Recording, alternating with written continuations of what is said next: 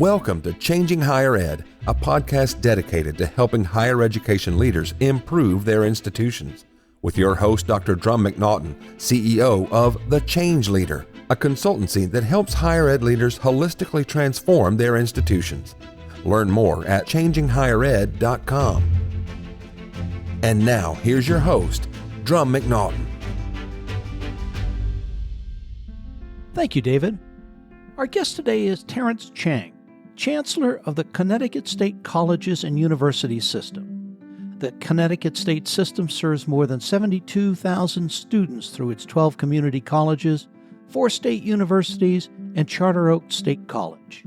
The CT State System is undergoing significant changes that will leverage its strengths in a state that is a minority majority to ensure equity in workforce preparation for the universities and colleges whose graduates are the engine of the state workforce. Terrence is a visionary change agent. He's been on the job for 2 years. He joins us today to talk about the changes that the Connecticut state system has and is undergoing, how those changes are impacting the citizens of Connecticut, and the change leadership that's necessary to make them a reality. Terrence, welcome to the show. Thank you so much for having me. My pleasure. I am looking forward to our conversation. Just to kind of kick it off, you're a member of Rep 4, which is an organization started by Philly Mantella talking about innovation in higher ed. It's an incredible organization.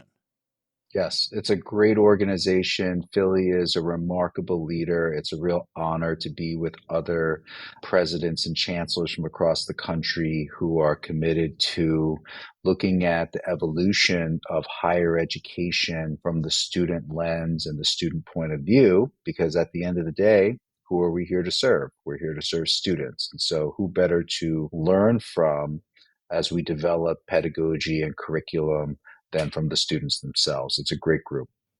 It really is. You're the third person that I've interviewed from Rep 4. My first was Russell Lowry Hart, who this week, in fact, yesterday, I think he started as the chancellor at the Austin Community College District. Yes, he did. Great move for him. It is. And I mean, some of the stories that we've talked back and forth about how he dealt with the pandemic was just incredible. Absolutely. Then, of course, Philly. But we're not here to talk about that. We're here to talk about you and what you're doing at Connecticut State System. So if you wouldn't mind, give us a little bit of background about yourself so listeners get a sense of who you are. So I am an immigrant from Taiwan. I actually came here to the United States when I was a child, right, about a year old with my parents. We came up through some pretty humble times. And I've always appreciated the opportunities I got through public education, right, all through K-12 and my undergraduate years at SUNY Binghamton in New York. And so the ability to now work in public higher education, which I have in my entire career, the City University of New York system, both in the Bronx and in Brooklyn, and then for the University of Connecticut, where I was the leader of their Stamford regional campus. Again, an environment I felt very comfortable in because so many students of color, so many first-gen students like myself, students that I felt like I could really connect with. I've always had that real privilege to work with them and for them. And so now, working as the chancellor of the Connecticut State Colleges and University System, which is a minority-majority system. 52% of our students are non-white. So many of them are first-gen. We have many immigrants, and there's such an incredible socioeconomic diversity and impact that we have. So it's a very incredible journey I've been on, and I feel really great about where we are now. Well, you're a relatively young system. You've been in effect or in place for 10 years. Mm-hmm. You're the fourth chancellor. Correct. And I can just imagine some of the challenges that you've had to go through in bringing multiple campuses. I think you've got, 10 different campuses? We have 6 institutions, and when you include satellite campuses, we have actually closer to 20 campuses across the state. So bringing those together, that's a huge change management issue, isn't it? I would say so. And one of my lessons that I constantly remind myself of is it's not where you are only, it's how you got there. You have to be very mindful of and respectful of the journey of as to how we got to this place. When the system was created by then Governor Daniel Malloy, this was over 10 years now. And there was controversy around the creation of the system in and of itself. This was not helped by the fact that the first chancellor hired lasted less than 2 years, and then the next full-time chancellor hired also lasted less than 2 years. And so you can imagine the incredible skepticism that came from those happenings at the time. So I think the system was stabilized by my predecessor, but ultimately my predecessor focused a great deal on the community colleges and didn't have the opportunity or didn't have the focus on bringing together community colleges with the universities and the online college. And so I think we really start at the beginning of the beginning with my chancellorship. And it's been an interesting process, just really excavating how folks feel and why, and trying to understand that cultural resistance, but also figure out ways to move forward. Well, that cultural resistance is interesting, obviously, because of my background and whatnot. But one of the things that we talk about in our business and in my business is people support what they help create. Right. And how many folks had any input into, oh, we're now part of a system? Probably not a whole bunch. Yeah, I think you're right. Again, I can't speak to exactly what those conversations may or may not have been like, but the lived experience that I've had talking to many, many people across all of our institutions and all of our campuses is that they have felt at times disenfranchised. They weren't invited to the table. They weren't respected in those conversations, whether it was the creation of the system itself or some of the big moves and changes that have taken place. And so I think that's a very real thing that also leans into, Connecticut is a place that really takes pride in not changing. I mean, the motto is they call Connecticut the land of steady habits. And then they're serious about that, right? And so the system that I came into, multiple campuses, multiple institutions, but really functioning as more of a confederation of silos than an actual system. Mm-hmm. And with that, you're a majority state. Most of the students who are going to the regional campuses stay in Connecticut. You've got your flagship, UConn, Yale, and, a few other big names there. Right. But the majority of students going through the system schools stay in Connecticut. So your focus has to be very different than a flagship, yes, doesn't it?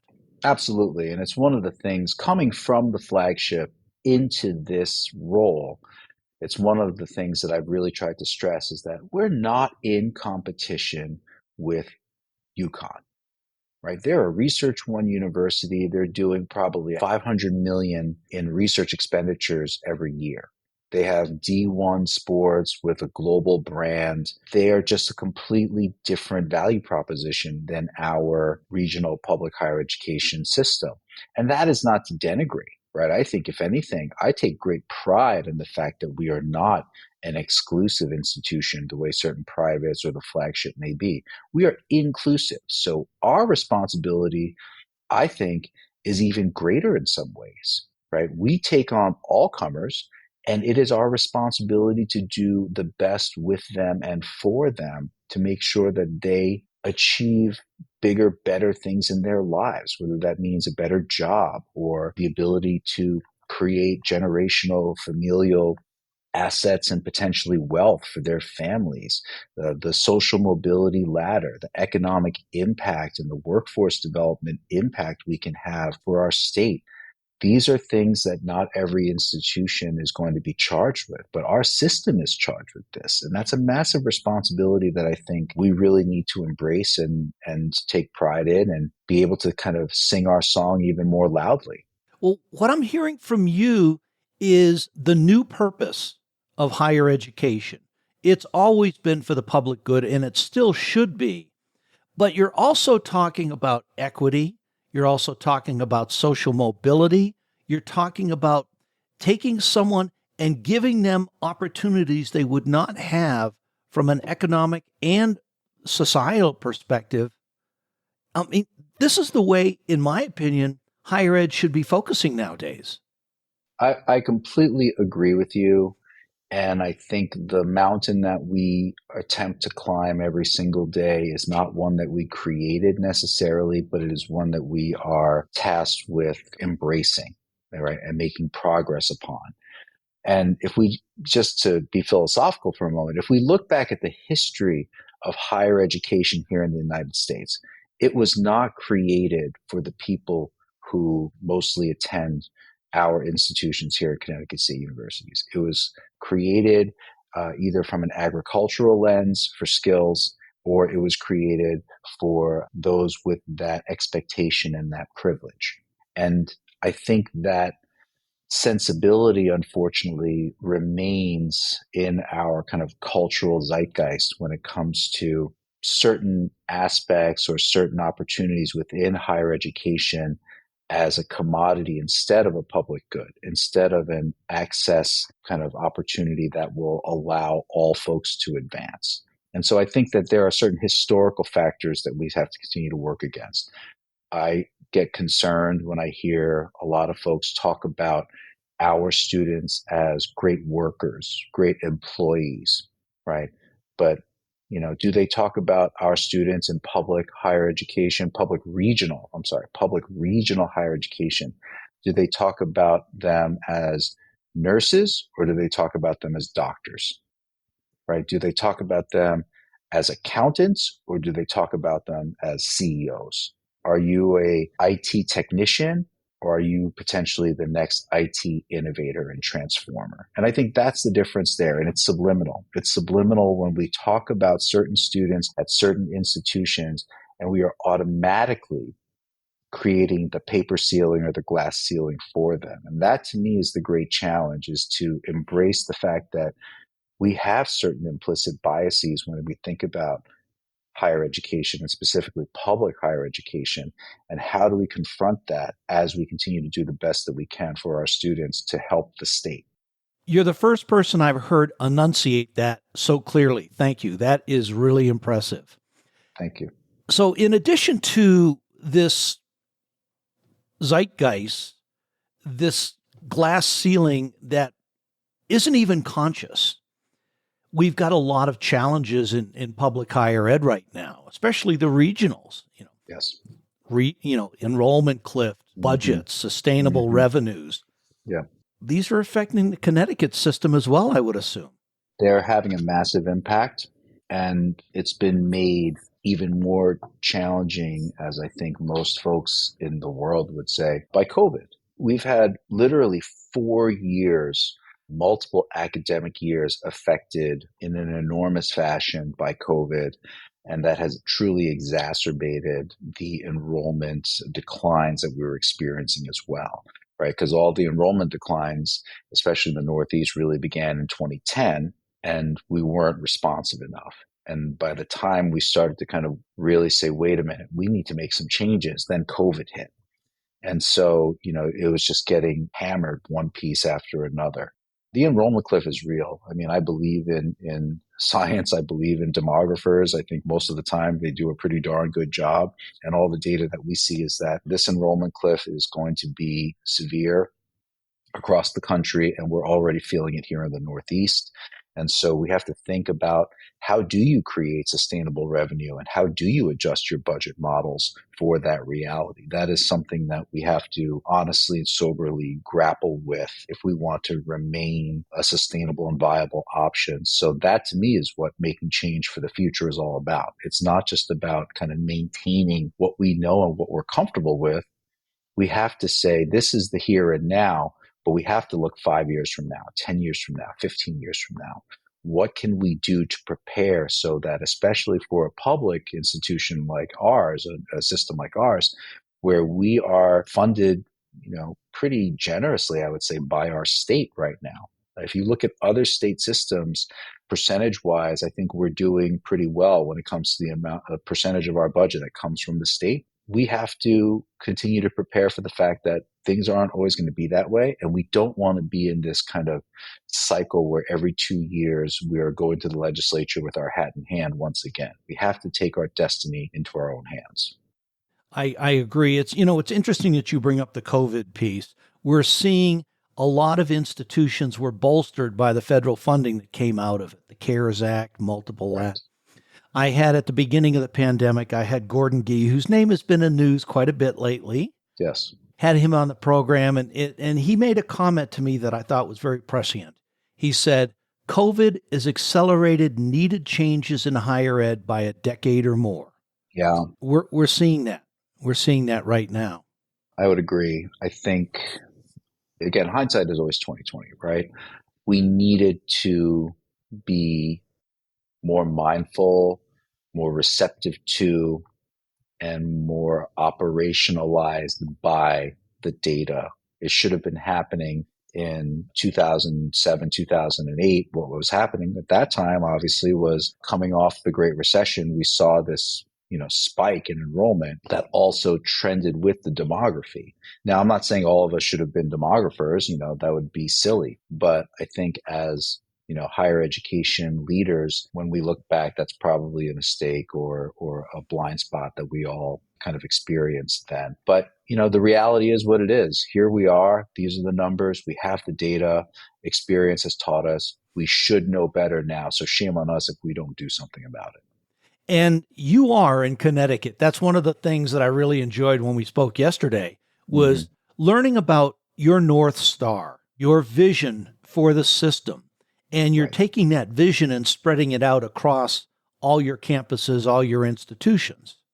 Yes, absolutely. I mean, first and foremost, I'll say that I firmly believe that higher education, and specifically public higher education that is accessible and open to as many people as possible, is still the greatest life-changing force in our society, right? And all the data shows that. With a 4-year degree, your return on that investment is over $1 million in earnings over your career span. Right. With an associate's degree, it's about $750,000 of career additional earnings if you get an associate's degree.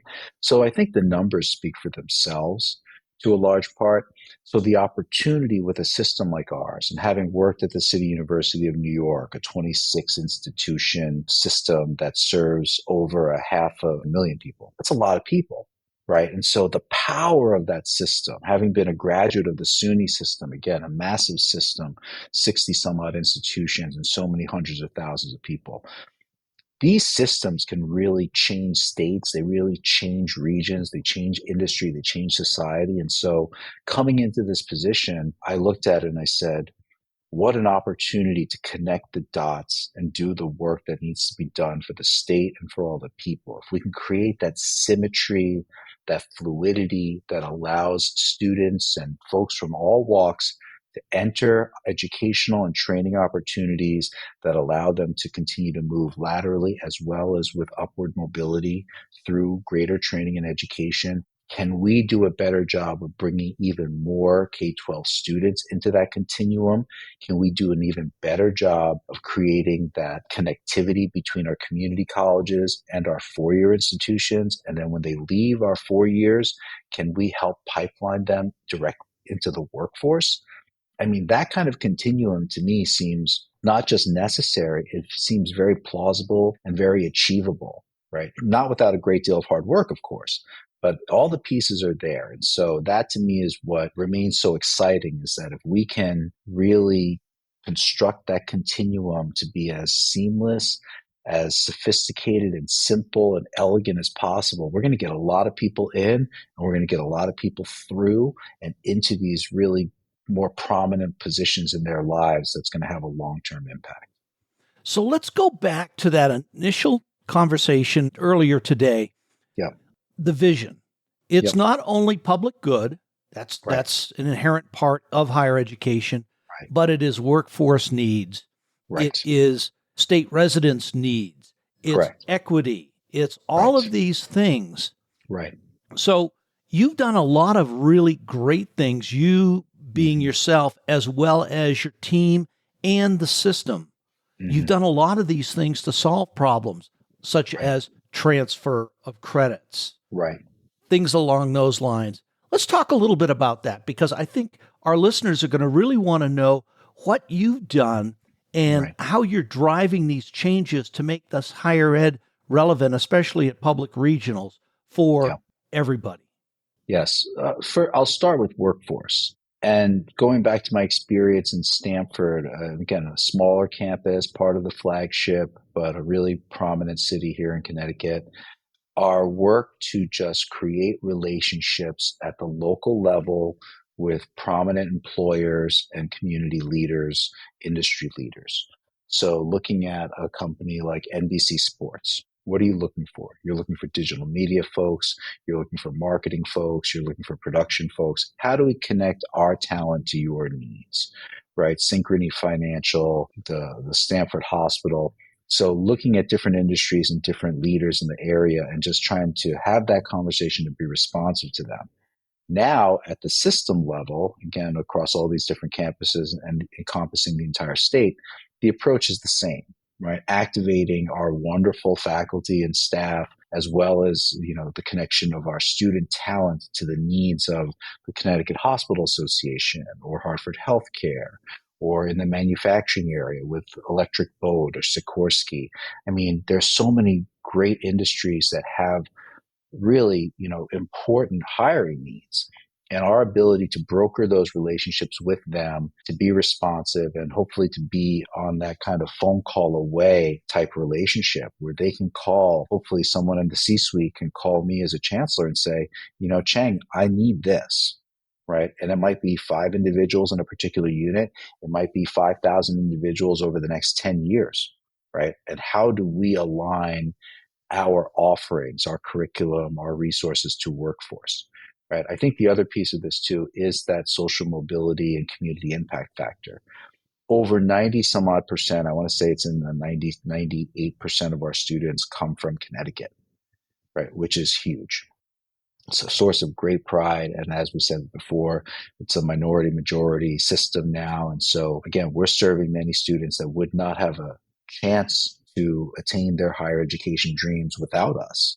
Right. And so we're bringing those Connecticut students in, but then they stay to live and work in Connecticut after they graduate. And so what is the socioeconomic impact on our communities? Right. How many people ultimately have better lives because of the education and the training that they received through us? So I think when we really are able to package that and talk about that with integrity, with honesty, but with a great deal of energy and pride, it reframes our entire value proposition to the state, but also to students. And students, listen, they're gonna vote with their feet, right? When they want to go somewhere, they will go somewhere, and we just have to give them all the reasons to come. That's interesting you say that, because what I'm hearing is the Connecticut State Regional Public Schools are I wouldn't call it the economic driver, but you are providing all the resources, or a lot of the resources, for industry being the economic drivers. Absolutely. Absolutely. I would say that we are certainly a key component of the lifeblood, if not the pure lifeblood of the state's workforce, right? You can't walk into a doctor's office without having one of their aides or nurses or someone who has experienced education in our classrooms. And along with those things, it took time to build up those relationships with industry to where they will call you, they will call your campus directors and say, we need this particular change to happen in the curriculum to help educate in this area. That's right. That's right. And I think that's trust, right? To me, all of this work comes back to trust. It comes back to relationships, but then it also comes back to really understanding what you're going to get from each other, right? You have to have a kind of if-then value proposition. Right. So if someone says, if I call CSCU, then I'm going to get this. It has to be so simple. It has to be so clear in that way.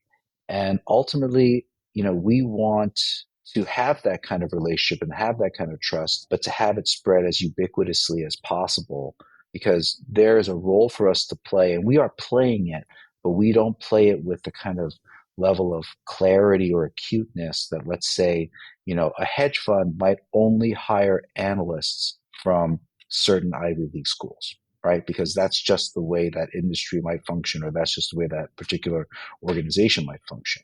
But I would want, again, the Connecticut Hospital Association to say, we need nurses, right? Or we need LPNs, or we need, you name it. And I know where to look within the Connecticut State University system to get what I need. And that is a muscle memory that has to be developed in that relationship. And I think we're at the beginning of that. Mm-hmm. Let's go on to a couple of other things, because you've done some multiple things there. And I'm really glad that we went first with workforce development, because that is so critical for public regionals. Yes. One of the big things you've done is merging your community colleges. You've gotten some great things out. Tell me a little bit about that and some of the advantages that you've seen from having done that. Originally, there were 12 legacy community colleges. They're spread all across the state, and folks take a great amount of pride in them, as they should. The reality of the situation that was really kind of broken down a few years ago was that the academic outcomes were not where anyone wanted them to be, where the students need the outcomes to be, on top of which there were financial challenges demonstrated by, an analysis of the budget and so forth. And so my predecessor went through a planning process and ultimately was an architect for a merger or unification of the 12 legacy community colleges into one singularly accredited multi-campus institution. And so in the past 2 years, we have completed that accreditation process. So we're very proud to say that CT State Community College is now the largest community college in the Northeast. And it serves more than 60,000 individuals. The headcount of the community college is now over 60,000. And there are a lot of benefits to it, right? So imagine in a small state like Connecticut that literally has the population of one of the larger boroughs of New York City, okay? You have over 40 institutions of higher education in the state of Connecticut, serving less than 3 million people. So we have to think about that and say, well, what are the obstacles to success? So what CT State Community College does now is it not only addresses some of the budgetary challenges with a more streamlined and more efficient shared services model on the back end in many ways, it also addresses what we hope to be improvements in the academic performance, right? Retention, graduation rates, job placements, and those kinds of things. By eliminating obstacles in between the 12 campuses, we create a level of fluidity, and ultimately the unified curriculum is really something very striking. So we know that community college students, they don't have the luxury of many students to kind of buckle down and take 12 credits at a time or even 9 credits at a time. Oftentimes they're going to move because of family, because of jobs, because of life situations. So by creating a unified curriculum, it makes it easier to attach that for a transfer purpose if they choose to move on to another institution, or even if they want to pursue the same curriculum within CT State, but ultimately just go to a different campus. They can still do that, and they can move locations and so forth. So there are very many benefits to having this unified community college at this point. How have you been able to deal with transfer credits between the community college system and your 4 years? So the transfer enrollment is not nearly where it should be, right? Our data shows that approximately 60% of students in the community college right now, they don't transfer at all. Many of them want to, but 60% won't transfer at all. So that right there is a huge thing that we need to deal with.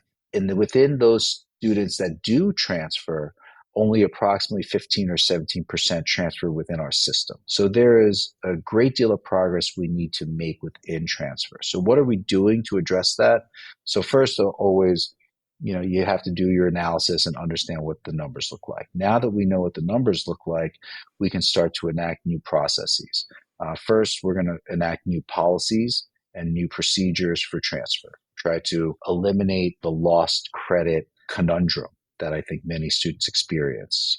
Break down these kind of perceptions that a course taken at a community college is not good enough at a university, right? Oh, your bio is fine at this community college, but you have to retake bio here when you get to the university, right? So we'll give you an elective credit, but we won't give you a gen ed credit. I mean, that kind of stuff unfortunately happens all the time, and I'm not afraid to say it here. It's a problem.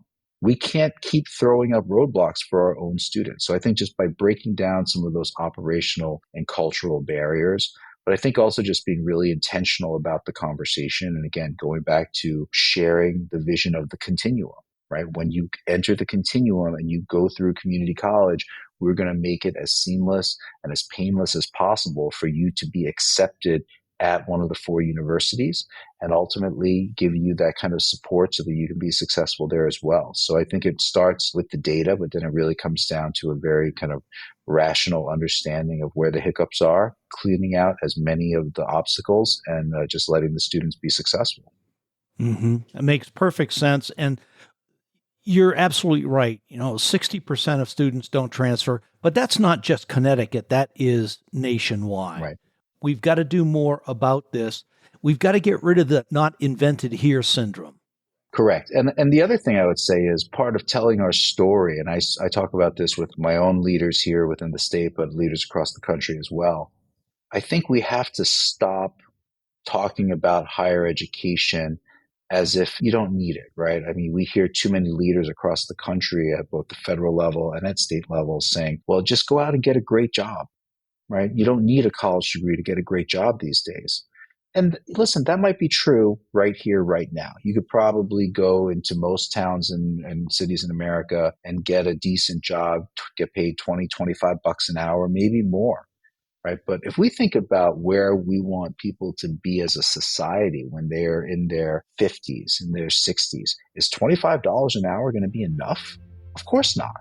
There's no way. And so what kind of pipe dream are we selling to people when we keep telling them they don't need education? The data shows that education will have a compounding effect on your long-term economics as an individual and as a family and for your communities. And I think we need to be more brazen in that message and stop following political tropes of go out there and get a job, get a certificate. It's just as good as getting a degree. No, it's not.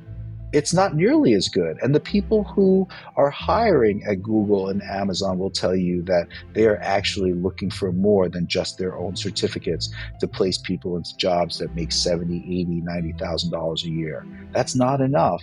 And we have to be very honest about that. Mm-hmm. Yeah, it makes perfect sense. This is coming up to the end of part 1. Thanks for listening today, and a special thank you to our guest, Terrence Cheng, Chancellor of the Connecticut State Colleges and University System. Tune in next week to hear the conclusion of my interview with Terrence and the many things that he's doing and continues to do for the Connecticut State system. Thanks again for listening. See you next week. Changing Higher Ed is a production of The Change Leader, a consultancy committed to transforming higher ed institutions. Find more information about this topic, along with show notes on this episode at changinghighered.com. If you've enjoyed this podcast, please subscribe to the show, and we would also value your honest rating and review. Email any questions, comments, or recommendations for topics or guests to podcast@changinghighered.com. Changing Higher Ed is produced and hosted by Dr. Drum McNaughton, post-production by David L. White.